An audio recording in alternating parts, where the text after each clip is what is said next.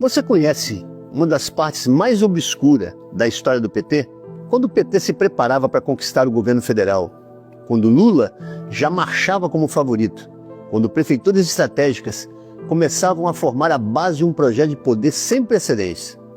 2 assassinatos explodiram no coração do partido. 2 prefeitos, 2 homens do PT, 2 aliados de confiança de Lula e 2 crimes que até hoje ninguém explica. Campinas, 2001. Toninho do PT, prefeito eleito com discurso de combate à corrupção, cai morto a tiros. A versão oficial aparece muito rápido. Crime comum, tentativa de assalto. Mas as perguntas se multiplicaram na época. Por que a polícia apresentou tantas versões contraditórias? Por que armas encontradas eram vinculadas a outros crimes, mas nunca houve prova firme contra os supostos autores? Por que testemunhas mudaram depoimentos? Por que tudo foi encerrado sem resposta sólida? Toninho enfrentava pressões, disputas internas e interesses feridos. E o que poderia ter sido o primeiro grande escândalo da ascensão de Lula termina com uma narrativa frágil e com um silêncio que dura até hoje. Celso Daniel, o assassinato que nunca fechou. 4 meses depois, exatamente 4 meses depois do Toninho do PT, o segundo baque, e esse foi devastador. Celso Daniel, prefeito de Santo André, coordenador do programa de governo do Lula, um dos nomes mais fortes do PT, é sequestrado e assassinado barbaramente. De novo, a versão oficial: crime comum, bandidos desorganizados. Mas a sequência dos fatos diz outra coisa. A própria família de Celso Daniel denuncia.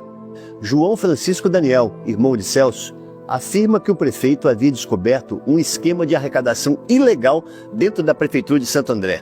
Um caixa paralelo. Dinheiro para campanhas, dinheiro para o projeto nacional do PT. E diz mais, Celso havia sido morto porque não aceitava mais participar do esquema. Essa versão nunca entrou nos autos oficiais, mas também nunca foi desmontada de forma convincente. Então, começam as mortes, uma atrás da outra. Testemunhas, comparsas, gente que sabia demais, morreram executados, queimados, desaparecidos. Uma lista que até hoje parece um roteiro de filme, mas foi na vida real do PT. 7, 8, 9 pessoas envolvidas direto ou indiretamente com o caso caíram antes de falar tudo, antes de explicar, antes de ligar os pontos. A imprensa chamou de coincidências trágicas.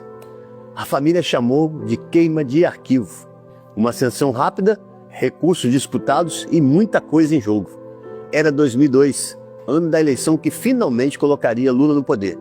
Ano de disputas internas ferozes dentro do PT. Ano em que lideranças municipais começaram a denunciar pressão, cobrança, arrecadação paralela. E no meio dessa tempestade, 2 prefeitos petistas morrem em circunstâncias que jamais foram esclarecidas. E vejam, não é preciso inventar teorias. Os fatos já são perturbadores o suficiente.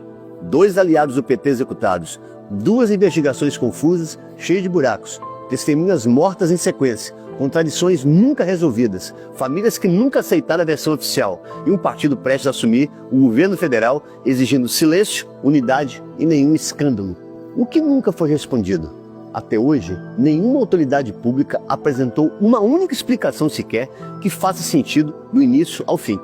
Até hoje, nenhuma investigação conseguiu desmontar completamente as suspeitas. Até hoje, ninguém no topo do partido foi responsabilizado, nem condenado por qualquer envolvimento. Mas também até hoje, as lacunas continuam gigantescas, as perguntas continuam sem respostas e o rastro de mortes continua pesando sobre essa história trágica e nefasta. Enfim, esse é um capítulo que o PT nunca explicou e que detesta que ela venha à tona mais uma vez. Toninho do PT, Celso Daniel, 2 mortes que marcaram a política brasileira, 2 feridas que o tempo não fechou e um silêncio que nunca foi rompido, porque a verdade, toda a verdade sobre esses assassinatos nunca veio à tona e talvez nunca venha. Mas é impossível contar a história do PT e a ascensão de Lula ao poder sem atravessar essa parte obscura, sem encarar esses fantasmas, sem olhar para aquilo que até hoje permanece nas sombras.